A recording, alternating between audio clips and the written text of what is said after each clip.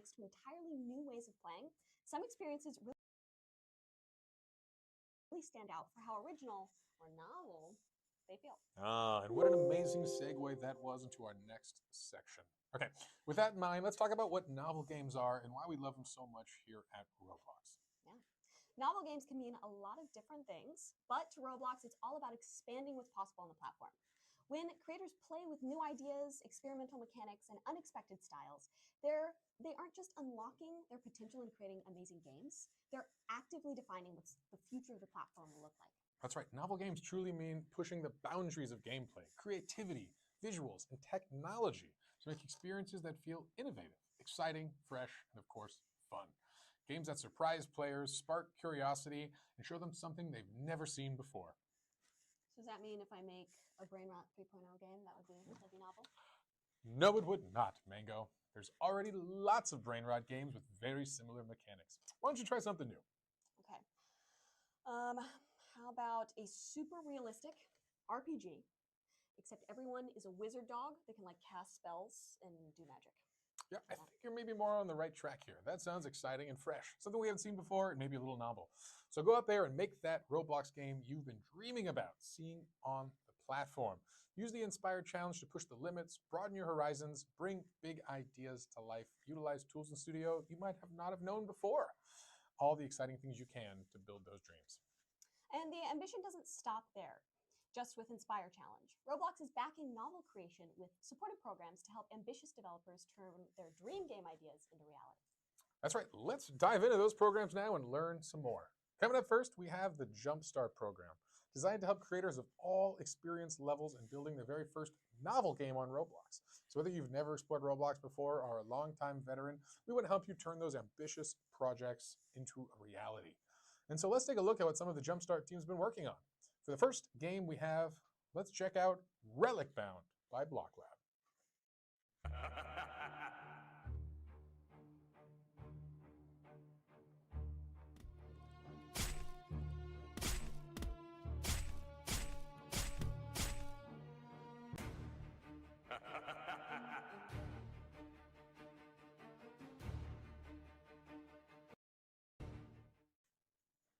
Wow, I mean, can we talk about those visuals? Like, those characters are so cute, even though they are kind of supposed to be from the underworld.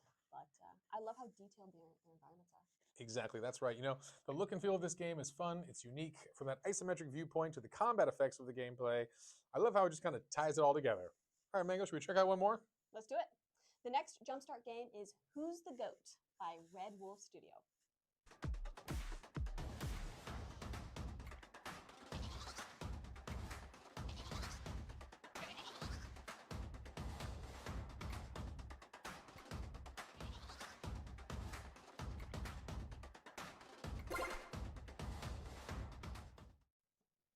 Now, this game is just absolute chaos with horns. I mean, come on, goats playing soccer.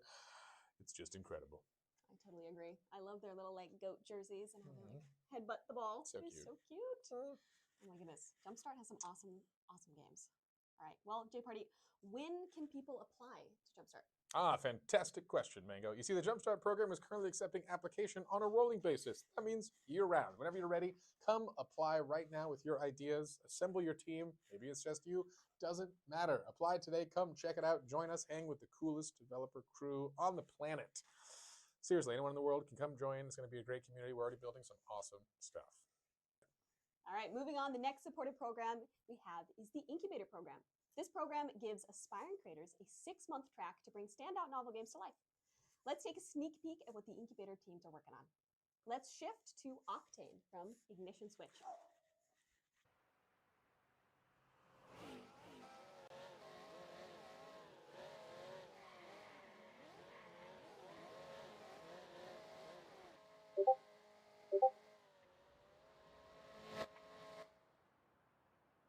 Wow, those cars are really clean. I can almost feel the airbags. That's awesome. And I love their like driving mechanics. Wow, what do you think? Seems crisp, seems nice, and that's some heart-pounding realism. Just the kind of game I could get behind. Racing through an open world, customizing cars, all the exciting competition you can live up to, of course, with some friends. I'm in. All right, you guys ready for the last game? I truly cannot express how excited as I am for this one. It's a name you all might know, but we'll find out. You will soon. Let's give it up for the Cookie Run card collection game by VerseWorks.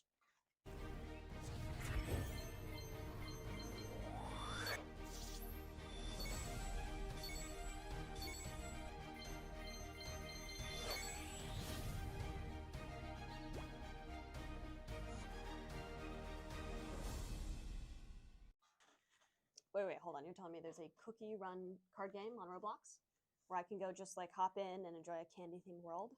Wow, I love the energy of that game. I know, right? I couldn't have said it better myself. It's going to be fantastic. I mean, bringing the Cookie Run characters to life on Roblox has been awesome. Now I could just gobble them all up. All right. What great games we saw from the incubator. That program will be accepting applications this upcoming winter. So in a couple of months' time, check that out. It's going to be really exciting and look forward to that. If you've got a dedicated team of folks looking for a much more focused incubation program, it might just be the dream building program for you. Check it out. That's awesome. Yeah, come join us. Wow, that's really exciting to see what all the programs are working on the platform. It's really cool. Well, everyone, give it up for these games and comment on which game you want to see next. All right. Well, thank you all for coming to Inspire 2026 opening ceremony. And thank you, Jay Party, for kicking off another amazing event with me. No, thank you for joining me on this wild journey as we begin the Inspire Week. Lots of exciting stuff out there, but I want, above all, everyone to have a good time, enjoy it. Let us know what you think, and hopefully you get a little inspiration just for yourself to build that next big project. Yeah. Thank you, everyone, for an amazing beginning to Inspire, and tune in to the next workshop about the importance of thumbnails in qualified playthrough rate. All right. See you guys. Bye-bye.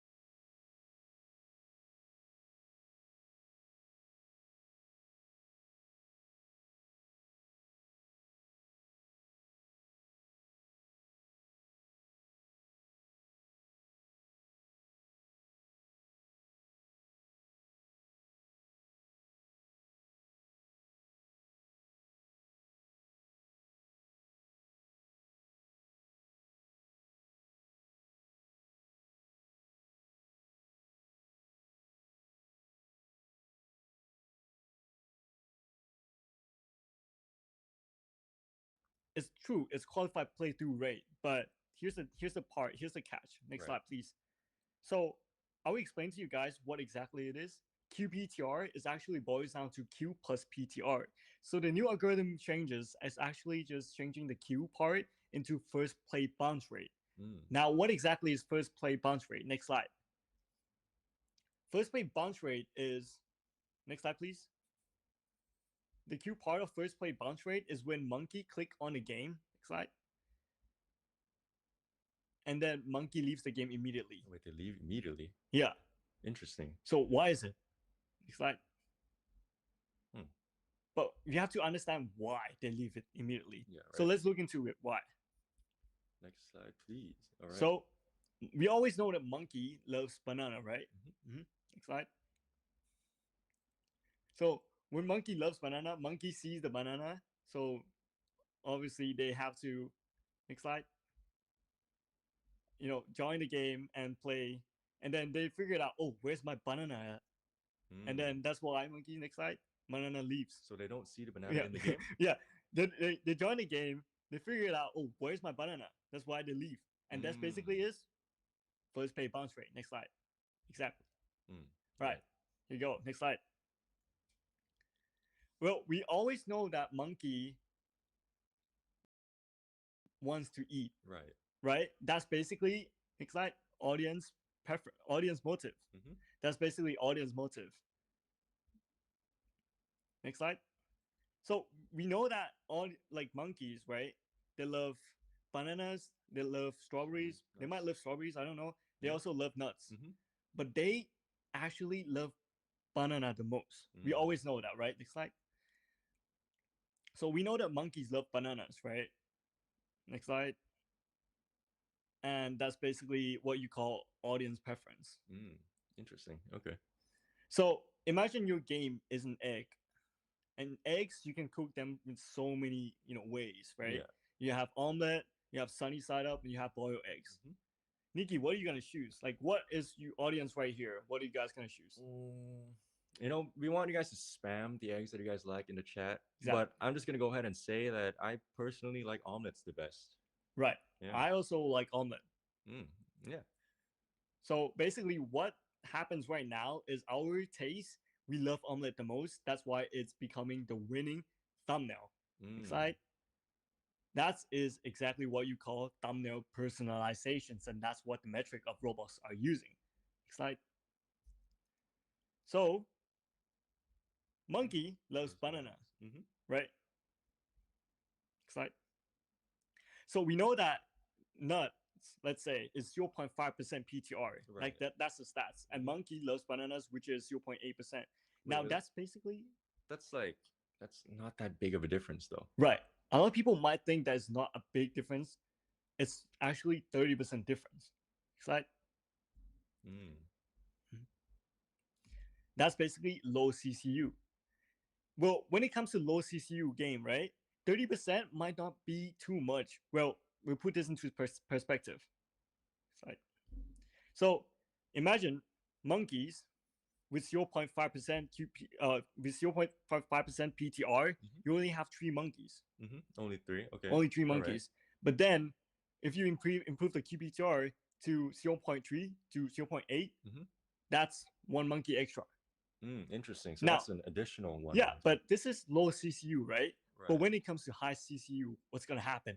What's gonna happen? Interesting.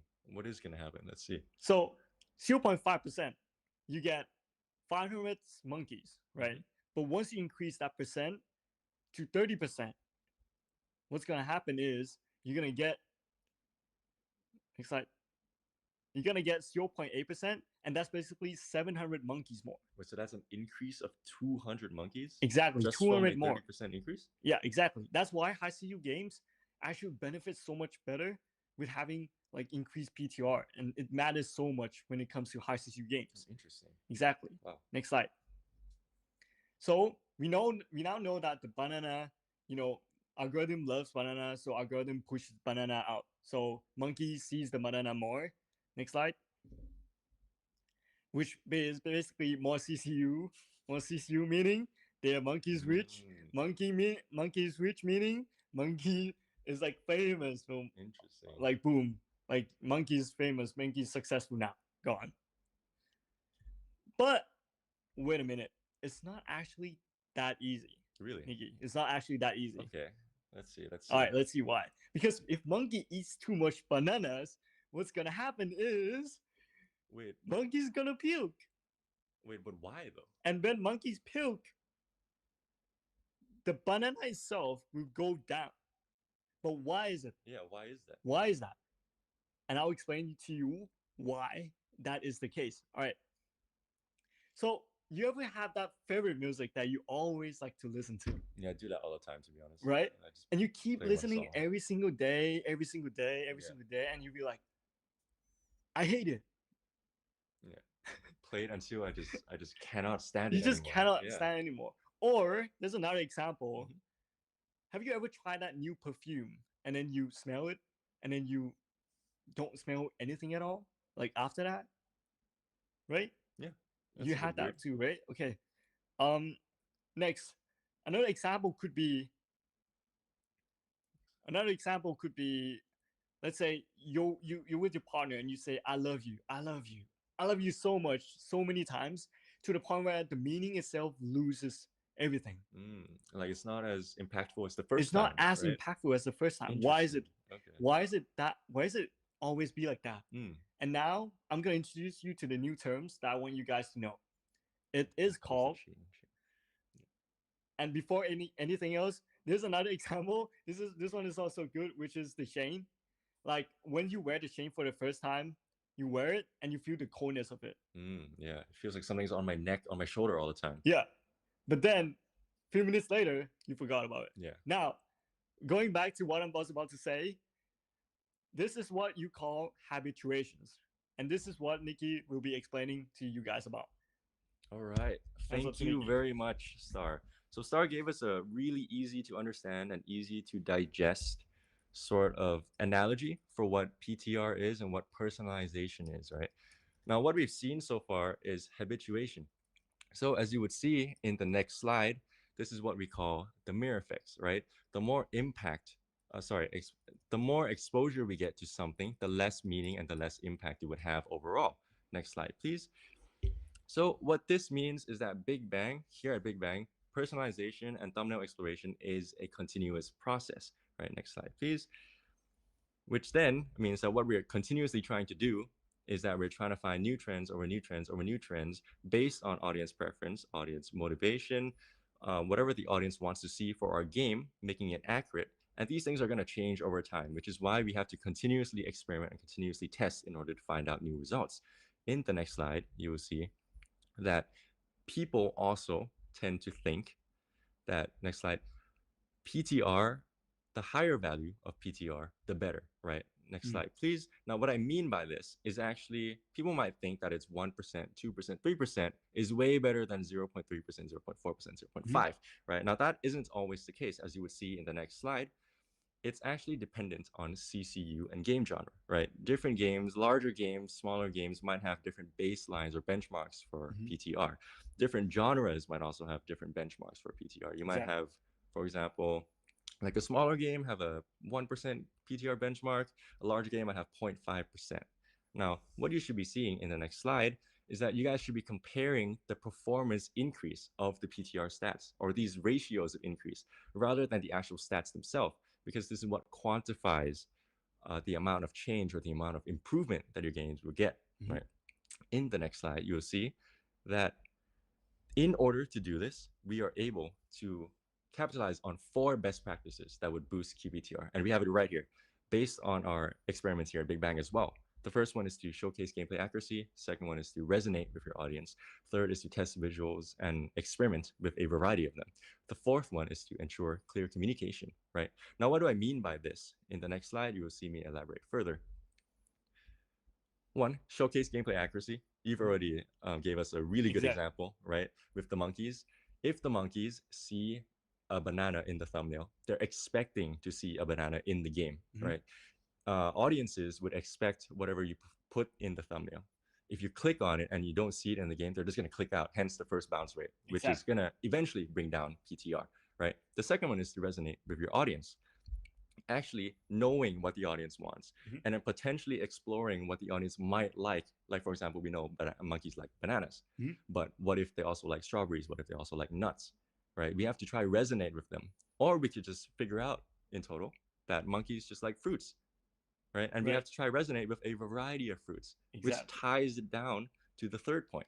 Test and experiment with a variety of visuals. How are we going to know that monkeys like other things other than bananas? Well, we can only know by testing. This is the main model here that we're doing personally, right? Because we only know what the audience likes. We don't know what the audience might like further unless we test it out. So we got to try it out.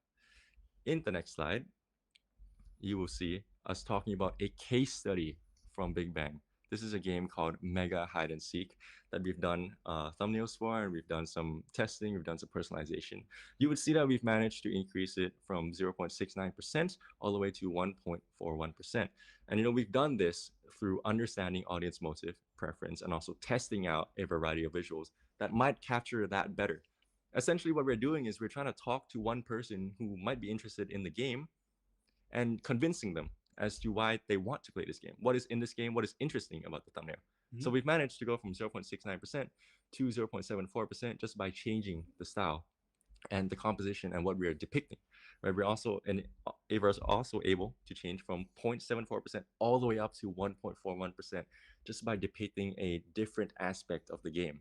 So you will see all of these thumbnails are actually widely different from what we normally explore, right? Right. Yeah. It's not necessarily doing the same thing over and over and over again.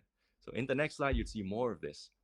We go from 2.14% to 2.95% to all the way to 3.8%. I'm sure, maybe some of you might have seen the 3.8% PTR thumbnail, right? And we've only been able to do this because we understand the audience, what they want, what they like, and also how to depict this in a gameplay accurate manner. That's pretty much what matters here. Next slide, please. Right.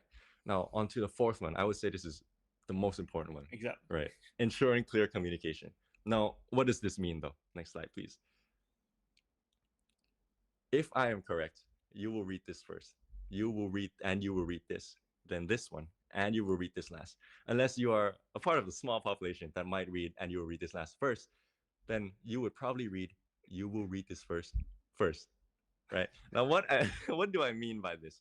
What I mean by this is every image has its main subject, right? And you should be able to use all the elements within the image in order to support that main subject. If you know that the monkeys love bananas in the thumbnail, then you use every element in order to highlight the banana because you know that the monkey would like to click on the banana and find the banana in the game. But if something else were to be distracting, something else that doesn't line up with what the audience wants, right? For example, maybe it's another type of fruit, but the banana is hidden super small into the distance, then that thumbnail would probably not perform as well. Next slide, please. Clear communication is also this as an example. This is a random screenshot from the Roblox homepage, my personal Roblox homepage. What you're doing is you're essentially competing for attention in the Roblox homepage. You need to be able to clearly communicate what your game is about at a glance, at a start. Exactly, right? You got the viewers back home can check it out and just see which thumbnails stand out to them. Yeah. Which thumbnails are immediately standing out to them. You guys take a moment and then choose what thumbnails stand out here. Yeah. Right. And so chances are the thumbnails that you would see stand out to you. One, it probably resonates to you as an audience. Two, it's probably because the thumbnail clearly communicates what the game is about, and it's interesting. It makes you want to click on it. These games are probably going to have higher stats, better performance in general, and that's just the rule of thumb that we want you guys to consider. So next slide, please. How you can do this is your best friend here at Big Bang. We have value contrast. You guys see our background set up especially for this. When it comes to contrast, we're not talking about the contrast bar that you see on Photoshop or whatever that you keep slide and whatever. This is more in depth, right? Okay, go ahead. You guys can see through our background, we've deliberately decided to make it contrasty, right? The foreground here is warmer, the background is cooler. That's color contrast. Exactly. Contrast in the blocks icon there. Shape contrast in the little different plushies that we have here in the MacBook. Size contrast in all the different elements within, texture contrast everywhere, number contrast everywhere. Yeah. So how we've done this is we've been able to capture your attention through the webcam by combining all of these contrast. Right now, linking all of the elements of contrast and using them in moderation in order to highlight your main subject or your main attractor is going to boost up your performance a lot. Next slide, please. All right. So I've already talked about this a little bit, but communicating at a glance is something that's really important. This is a game that we've worked on, right? Hide or die. And so if you were to, if you're watching this on the phone, you already have the experience. Are you able to tell exactly what is going on at the bottom thumbnail, at a glance, from a way zoomed out view? Probably not. But I think you're able to tell what's going on in the top one, Exactly. right? And that's because we've deliberately designed it to be that way. It stands out that way because red against blue, that's contrast. U arrow, it points exactly where we want you to look. Whereas the bottom one, where we're a little confused, there's so much going on. Yeah. All right, next slide, please. All right, now that we've covered the best practices, right, let's talk about the worst practices. Now, this might just be a little bit of an addition to the best practices, but clickbait, we've talked about this. If the monkeys see something that is in the thumbnail and they, neuron activation, they click on it, but it's not there, they're just gonna leave. Like if you let's say you own a burger restaurant and you put a pizza in front of the restaurant, Yeah. that's clickbait, right? Even though pizza might actually taste a lot better than burgers, but then that's not exactly what you're trying to sell, then that's clickbait. Yeah. And then audiences who are expecting this come into your restaurant and they're like, why don't we have the thing that we want? And they're just gonna leave. Basically, the advertisement you put on attracts the wrong users. Exactly. Right. So that's the worst practice for PTR. Right. The second one is copying popular games. Right. Now we've covered this a little bit with the mirror effects. And we've seen this done quite a bit because popular games tend to have popular visuals in the first place, and it also boosts up their stats so that it's sort of become a trend. Yeah. Right? But personalization isn't really only about the thumbnail. It's about your game and your audience, right? It's personal to you, right? You want to be able to communicate to your audience about what your game is about. And copying popular games isn't really going to help that.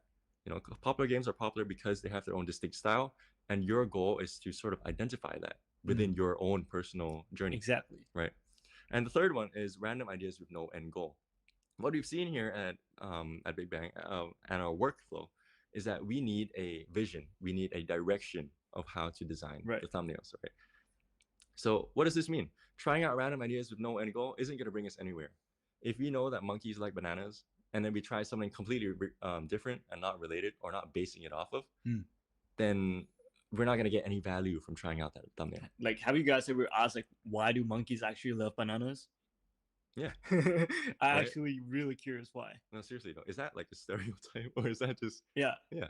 Or maybe, who knows, if you researched in, you might actually found out like monkey actually like something else better too, not just bananas. Yeah. See, and that's your vision. That's your end goal. Your end goal is to prove how your thumbnail will resonate with the audiences. And at the end, you should also keep track of, all the information you tested out as well. If like, okay, monkeys love this too, monkey love that. Oh, why is it that monkeys love banana? Maybe you figure it out more on that and you might know something really interesting from that. Yeah, as well. exactly. Yeah. Right? So I believe that brings us on to the live challenges, right? Next slide, please. All right. So let's get to this. Well, we talk about worst practices, right? Let's talk about what makes a thumbnail like good. What makes a good thumbnail? Yeah. Good thumbnail, guys. Good thumbnail. Right. So I guess we can go through the options a little bit. Yeah. So the first is, well, it looks good. That has good lighting, good renders. Oh, it looks quality. Okay, I like this. This is gonna be good thumbnails. Yeah. Second is it's accurate to gameplay. Showcases content, experiments with user preference. Yeah. Right. Well, third one is compositions and colors is everything new. Because you mentioned colors, right? You mentioned compositions, right? That's true. Yeah. So maybe that's like one of the part that is like good thumbnails. Yeah. Last one is copying popular games, thumbnails as inspiration. Well, I see a lot of people doing that, so definitely I think that might be the case. Yeah, that's true. I don't know. You guys choose. You never know. We'll give you guys about 30 seconds to a minute. Right. Continuing filling out that form, guys. We're just going to be discussing more and more about this. Yeah. Yes, everyone go fill out that QR code. We'll be having 2 live challenges for all of our workshops for you guys to get a chance to win the exclusive Inspire accessory. So everyone scan that QR code. And if you guys miss this one, there'll be another one in this workshop. So good luck. Yep. Yeah, don't worry if you miss this one because we can go a little bit slower for the next one as well.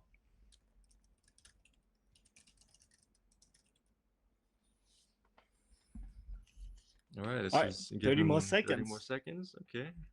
All right, 30 more seconds. Wait, what? Do monkey actually likes anything else more than bananas? I've seen them, here in Thailand, I've seen them eat durian.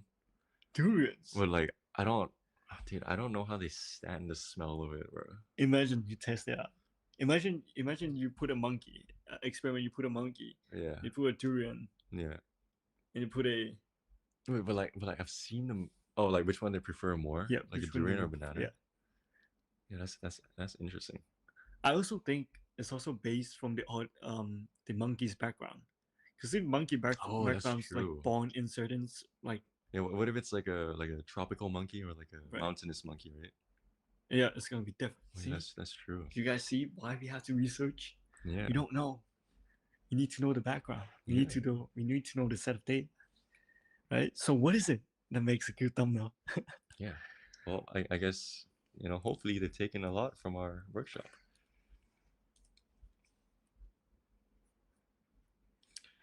All right, guys. right. Well, hopefully you guys had enough time to answer that live Mhm. challenge. Well, So- we give the final answer to this. Yep. It's actually accurate to the gameplay and showcase the content. Right. All right. Let's change up a little bit. Yep. Now we talk about good thumbnails. Now we're gonna talk about personalization, shall we? Good So, thumbnails for personalization. What makes a good thumbnail for personalization? That's interesting. Personalizations. You guys would see the QR code coming up here. Here are your options. Let's see. First one, composition and colors contribute a lot. We mentioned that a little bit before, right? Mhm. Yeah. About second one, B. Keep trying different thumbnails and hoping it sticks, hoping it works. Right. What do you think about that? Well, I mean, it's good techniques. Okay, interesting. How would see? What do you think of that? Make sure you can see thumbnails clearly at a glance. That was. Is that good for thumbnails or thumbnail personalizations? I guess we'll see. I guess we'll see. I guess we'll see. Last one. Understand audience preference and motive to design thumbnail based on it. So understanding and studying what the audience actually want to see. Yeah. Anyway, we'll be giving you guys about a minute to answer these live challenges. Hopefully, you guys get a lot from it and the items from it as well. We're gonna continue our little conversation about the monkeys. Also, if you guys know like what other like food do monkeys like, let us know in the comments too. Yeah, because I mean, we love to know that. Yeah, and also this is a highly related conversation to our work. It certainly is. Yeah, we're speaking code a little bit, but yeah. What about fruits? Do monkeys? It's true. What do they hate though? Right? Like what do we know that they don't like at all? Interesting. Right. Because we know they like bananas, but maybe it might not be a food actually. But the fact that what kind of fruits do monkey hates, we also makes you understand as well of like what monkey actually want. Too. All right. I think let's wrap it up. Yeah, that's enough. So the answer is. What is the answer? Oh, no, just kidding. Yeah. All right, B is the answer. Understand audience preference and motive to design thumbnail based on it. Right. Why is it like that? Well, you need to know the audience first before you try to talk. And here's I'll give you guys a good example. You guys ever tried to buy a birthday present for someone? Right? You guys ever tried to buy a birthday present for your friends? Your girlfriend? For your friend. You have to know who they are as a person. You have to know what they like. Otherwise, your gift isn't gonna get the reaction that you want. Yeah. Right? You need to know the person well enough. Yeah. It's the same thing. One last thing I want to, leave to you guys out there. Thumbnail designs isn't just artwork. Thumbnail design is communication work. And because it's communication, the most important thing in communication is audience. Yeah. That's it. This is the one last thing I'm going to leave it to you guys. Go out there, crush all the thumbnails. And let's hop into Q&A. Yeah. We'll see what kind of questions you guys have for us, and then we'll get answer to that right away. Yeah, so you guys got some knowledge on what is going on within the thumbnail space, how to personalize, how to understand some audiences, how to understand monkeys actually. How to understand monkeys. we can't wait to hear your questions and hopefully answer them to the best of our ability. Correct. All right. All right. Let us know down below. Yes, thank you guys so much. And scan that QR code to send the questions directly to the speakers. I feel like I learned so much about monkeys and bananas, but also about thumbnails. And I also did learn about Oh, that. Don't thank worry, you. guys. Thank you. But amazing. We're Okay, gonna give it alright, some alright. time to get Mhm. people to get those questions in, but I'm already seeing a lot of them trickle in, so we're just gonna get right started. I think the first That's question we wonderful. received is, are personalization results affected by device, geography, age, or other audience segments? You can answer that. Do you want to answer? You answered. All right. So, device, not necessarily in the sense of if you're gonna get worse stats. If you're in an iPhone, you're gonna get worse stats. But it definitely affects how people perceive your thumbnail, and also the demographics are definitely gonna I affect feel it. like, yeah, definitely, Mhm. because demographics.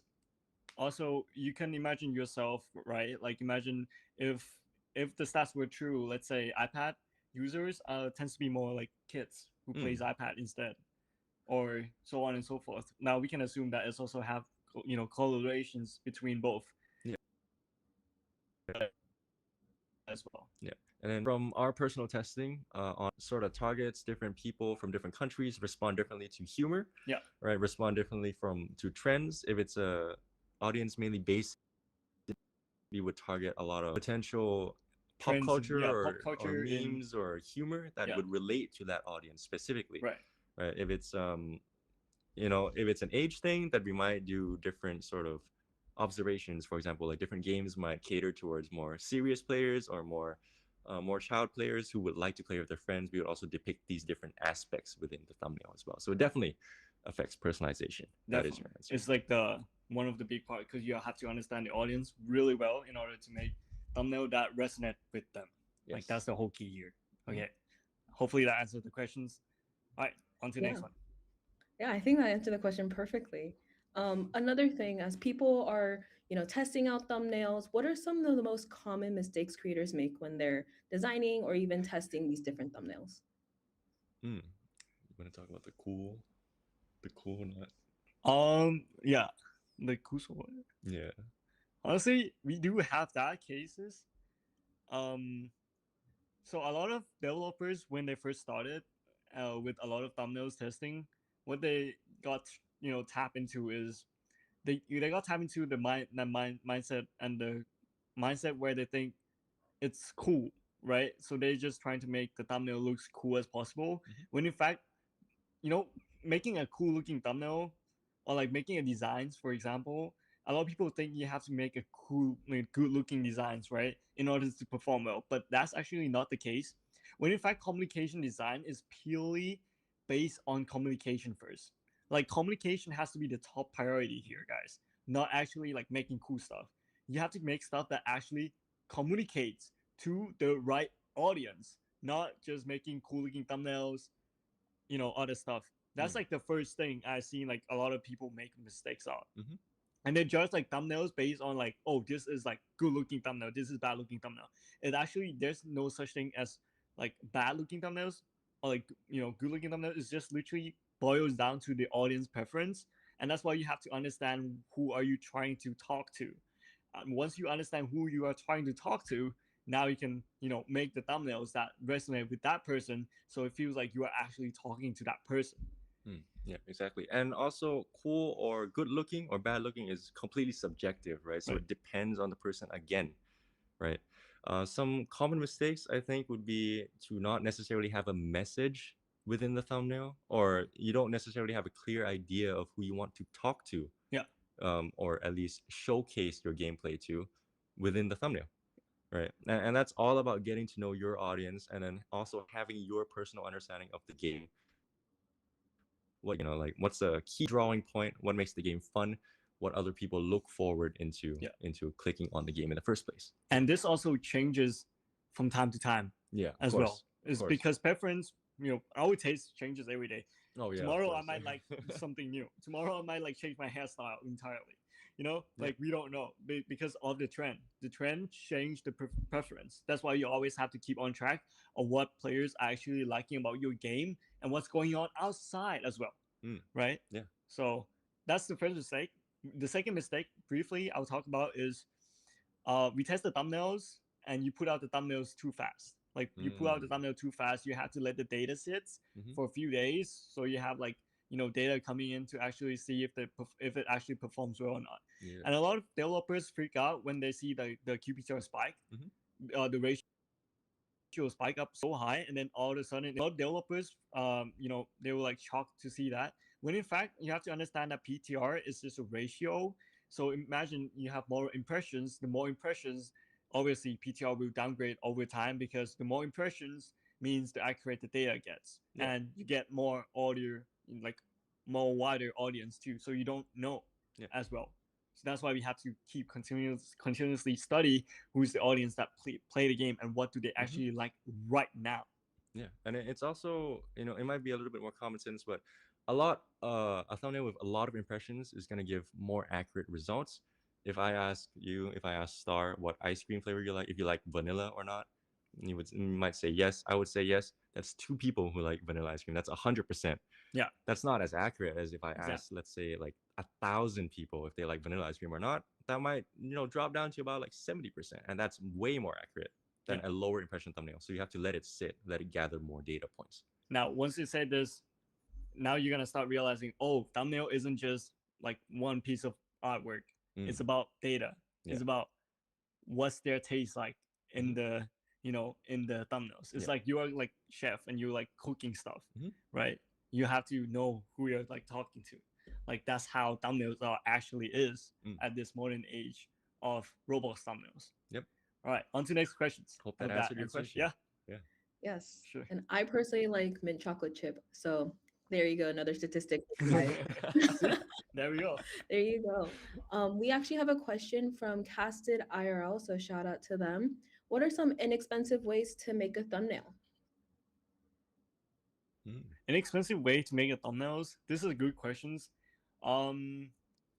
There's plenty of AI, like AI thumbnails. I mean, that's like probably the most inexpensive way to make thumbnails on Roblox. I would say it's the fastest. It's the fastest. Yeah. And it's also like lower barrier entry, so you don't have to like understands everything like compositions wise everything. But then there's also a talented pool of artists that charge like inexpensive, but then all of a sudden you have to also come up with the ideas by yourself and everything. So that's why this workshop will be a great workshop for you if you're that type of person. Yeah. And also, lower barrier of entry if you're up for it. If you're really passionate about the game you're creating, you're developing, maybe you might get into some free software. You could even do your own thumbnails in Roblox Studio. Yeah, you can just literally just go in, take screenshot, boom, and then you could use free photo editing software as well.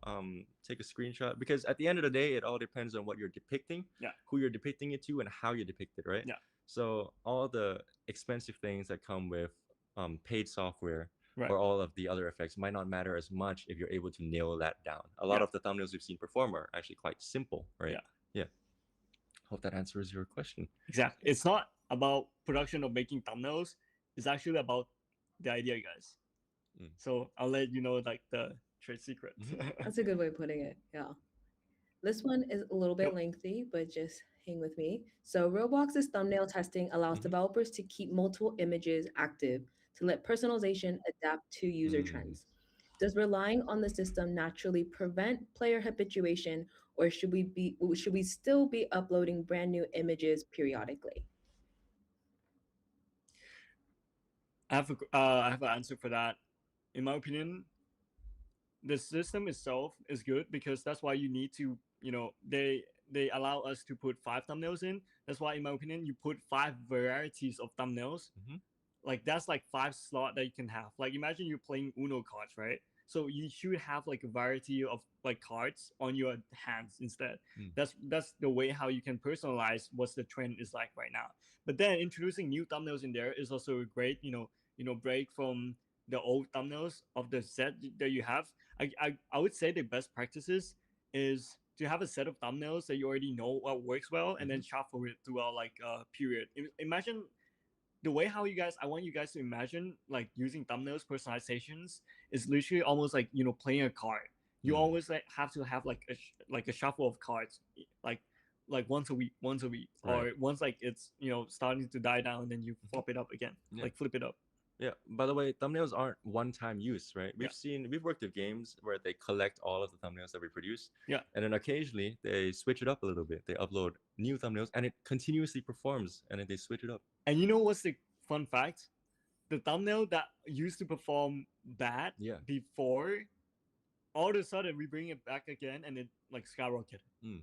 It's so interesting. That's why literally based on the audience that you have right now on your game. Like that's literally it. So that's like my answer to that question. Yeah. Sorry, to add on a little bit, habituation is mainly about the amount of times you've seen it in a certain period, right? Trends can revive. You can go out and then you could notice something a little bit different. For example, you might notice a tree that you have seen in front of your house that you've never seen before, but it's always been there, right? Yeah. One thing about habituations is it's like, it's almost like the best way how we can put it is like, you know, when you like travel and then you never like been home for a while and then you come back home again and it feels different. Yeah. But then everything is like the same. Yeah. Like that's it's basically the same, a but it break. feels different. Yeah. It's the same, but it feels different, and then you kind of like come with a new perspective. It's basically the same thing. You break the habits, but then everything is the same. Imagine like I always wear shorts, right? And then all of a sudden I wore jeans. All of a sudden it break my habits, and it feels like, oh, something is new, something is different. Or is the same advice that usually a lot of people say, you know, if you work at the computer all day at your home, might as well, you know, try switching places, go to coffee shop and then work there. You know, the reason why people do that is to break the habituations. So you break the habit out and you feel something, because you always feel numb. It's the same thing. Once you like do something for so long, you feel numb, right? So that's a great way to, you know, twist a little bit more. Yeah. So to answer your question, keeping multiple thumbnails would eventually lead to habituation, but that doesn't necessarily mean that those thumbnails are going to be performing worse immediately, or they're just bad thumbnails, right? Keep them in your catalog, keep them in your inventory, and then experiment with different types of thumbnails. Eventually, you're going to have to experiment with more types of visuals anyway, because preferences will change, your game will evolve, your game will grow. Yeah. And habituation isn't just bad. Like, it's not bad. It's not a bad thing. Habituation, the reason why I mentioned habituation is basically habituation causes a wallpaper effects. So what wallpaper effects meaning is like right now, you probably haven't noticed a Roblox logo behind me, or haven't noticed Star logo behind me, or haven't noticed Hazen's bomb. You know why? Because your eyes got habituated. Or if I keep saying the same things over and over and over and over and over and over again.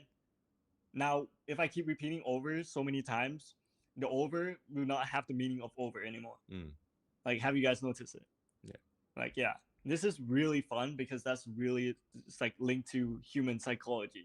So if you know that, you know how to break through wallpapers, and you know how to gain people attention, which is the most important thing in this modern day and age. Yeah.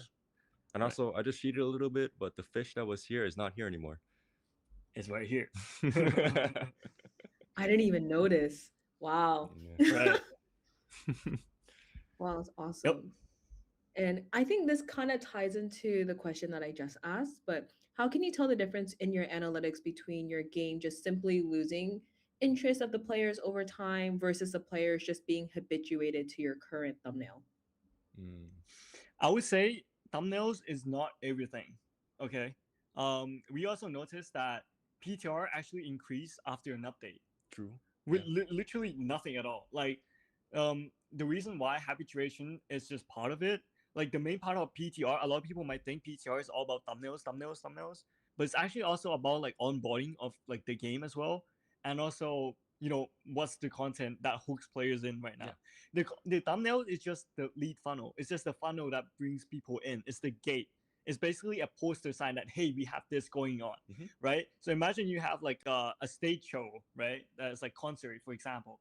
It's the same concert, but then we just switch up the thumbnail, the poster. Then obviously it's not gonna be as effective as you actually hire like actual like artists to do like the concert, and then you'll be like, oh, this guy is coming to the town, right. so we make the thumbnail for that, and then obviously qualified pay to win is gonna shoot up like skyrocketed because like now you get a motivation to go. Like now it's this actual thing that's going on inside the game, not just the poster. The poster itself and the thumbnail itself is just the funnel. It's just the door to everything. That's why it's also important. It's the most important. But then you also have to not neglect the game part as well of the content that you keep updating the game too. Right? Because we actually have seen the data where the game literally just switched the thumbnails, but then like the game here, we have seen the data, no updates on thumbnails at all, but all of a sudden QPTR skyrocketed up like crazy. You know why?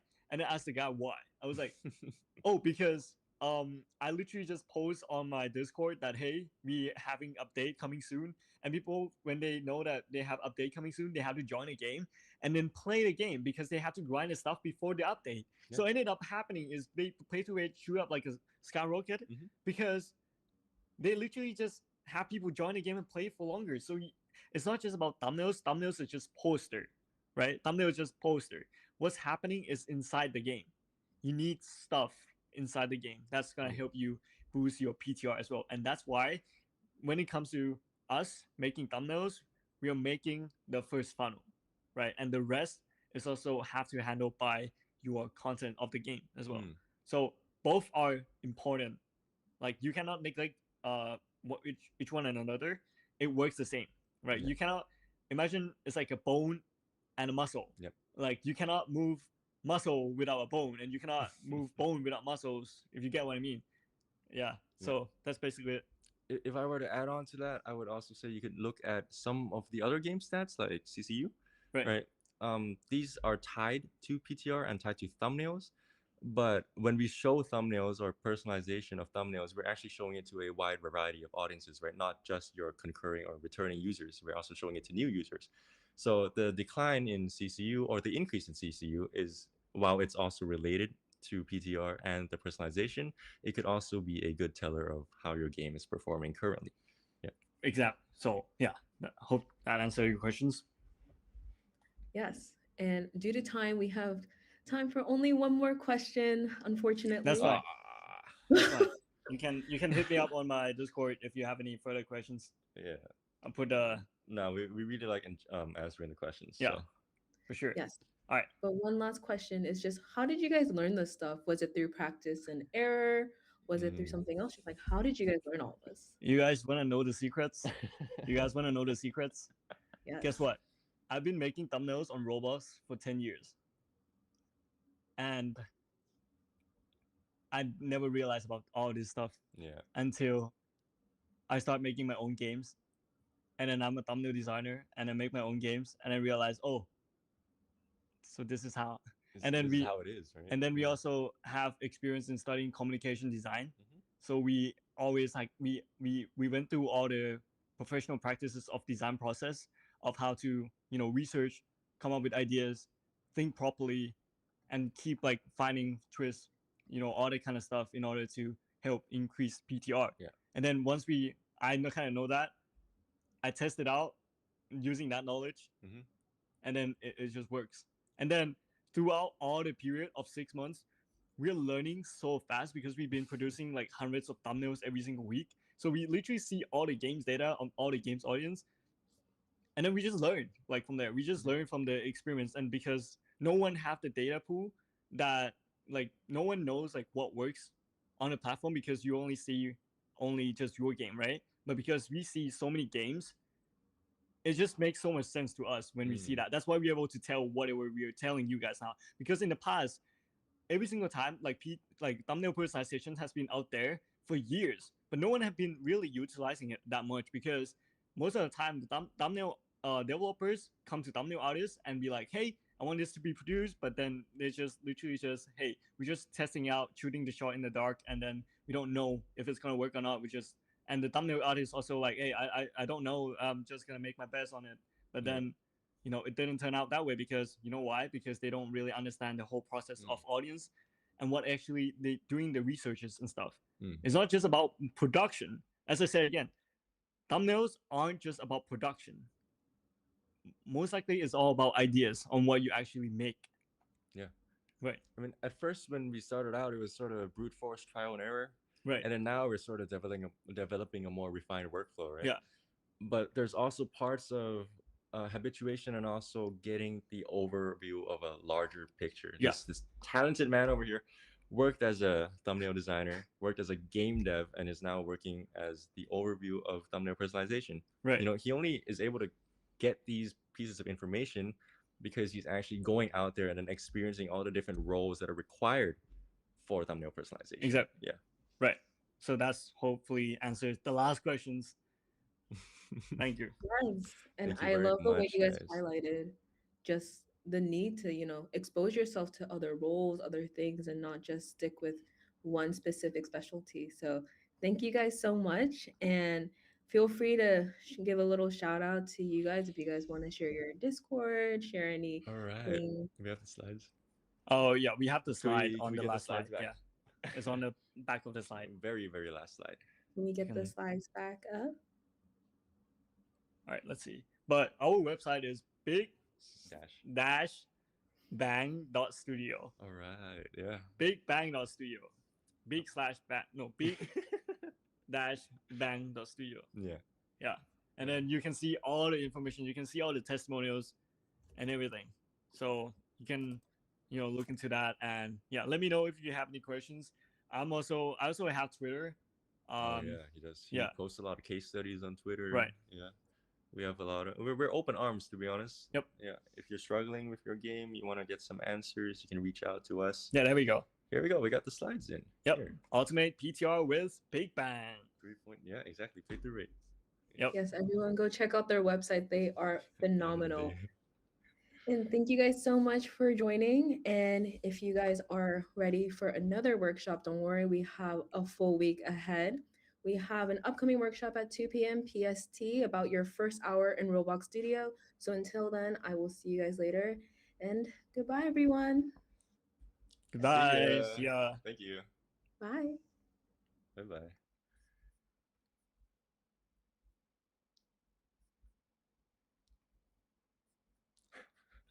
So